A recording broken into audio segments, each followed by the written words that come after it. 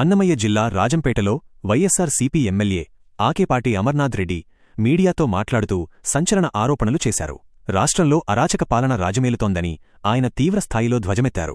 ఆకేపాటి మాట్లాడుతూ కూటమి ప్రభుత్వం ప్రతిపక్ష నేతలపై తప్పుడు కేసులు నమోదు చేసి జైలుకు పంపడం హాస్యాస్పదంగా ఉందన్నారు. రాష్ట్ర ప్రభుత్వం ఇదే తీరున వ్యవహరిస్తే రాబోయే రోజుల్లో వారు జైళ్లకు సిద్ధం కావాల్సి వస్తుందని ఆకేపాటి హెచ్చరించారు. ప్రజలు కూటమి ప్రభుత్వానికి భారీ మెజారిటీతో అధికారం కట్టబెడితే ఇప్పుడు ప్రతిపక్ష పార్టీలపై తప్పుడు కేసులతో వేధిస్తున్నారని ఆయన ఆవేదన వ్యక్తం చేశారు. చంద్రబాబు ప్రభుత్వం ఇచ్చిన హామీలను నెరవేర్చలేక ప్రజల్లో వ్యతిరేకత వస్తుందని ఉద్దేశంతోనే డైవర్ట్ పాలిటిక్స్ చేస్తోందని ఆకేపాటి ఆరోపించారు. ఎంపీ మిథున్ రెడ్డి అరెస్ట్ను ఖండిస్తూ లిక్కర్ కేసుతో ఆయనకు ఏం సంబంధం ఉందని ప్రశ్నించారు. మిథున్ రెడ్డి ఒక ఎంపీ మాత్రమేనని, ప్రభుత్వంతో ఆయనకు ఎటువంటి సంబంధం లేకపోయినా తప్పుడు కేసు బనాయించి అరెస్ట్ చేశారని ఆకేపాటి అమర్నాథ్ రెడ్డి ఆగ్రహం వ్యక్తం చేశారు.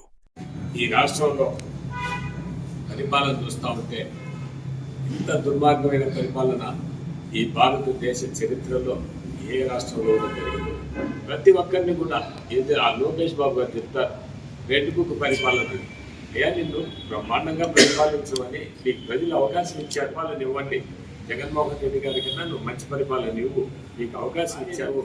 ఆ పరిపాలన మీద దృష్టి పెట్టకుండా కేవలం రెడ్ బుక్ అని కేవలం ఒక మాజీ మంత్రులు కావచ్చు, వైఎస్ఆర్ కాంగ్రెస్ పార్టీ పెద్ద నాయకుల దగ్గర నుంచి కింద కార్యకర్తల వరకు కూడా నువ్వు ఈరోజు జైలు పంపే కార్యక్రమం చేపట్టావు. సిద్ధార్థ కౌశల్ అలాంటి వ్యక్తి నీ యొక్క హరాస్మెంట్కి తట్టుకోలేక, నీ పరిపాలన మీద ఉండే అలా తట్టుకోలేక కనీసం ఉద్యోగానికి రిజైన్ చేసి వెళ్ళిపోవడం ఉంది. ఈరోజు మిథున్ రెడ్డి గారిని ముఖ్యంగా ఈరోజు అరెస్ట్ చేయడం ఎంత దుర్మార్గమైన చర్య.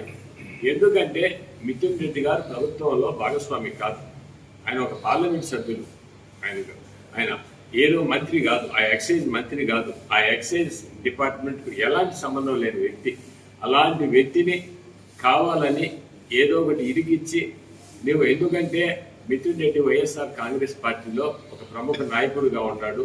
వైఎస్ఆర్ కాంగ్రెస్ పార్టీ నాయకుల ఆత్మస్థైర్యాన్ని దెబ్బతీయాలని కేవలం ఏకైక లక్ష్యంతో ఈరోజు మళ్ళా మిథున్ రెడ్డి గారిని అరెస్ట్ చేయడం జరిగింది. రాబో రోజుల్లో ఇవన్నీ కూడా మీకు అనుభవించక తప్పదు. ఎందుకంటే మీరు కూడా ఒక చేయండి. ఈరోజు కేవలం మీరు ఎందుకంటే అరెస్టులు అట్టే పోతున్నారు, పరిపాలన మీద పట్టు కోల్పోయారు. అసలు చంద్రబాబు నాయుడు గారే పట్టు ఈ పరిపాలన మీద కోల్పోయాడు. ఈ రోజంతా కూడా వారి కుమారుడి చేతుల్లో పెట్టడం జరిగింది.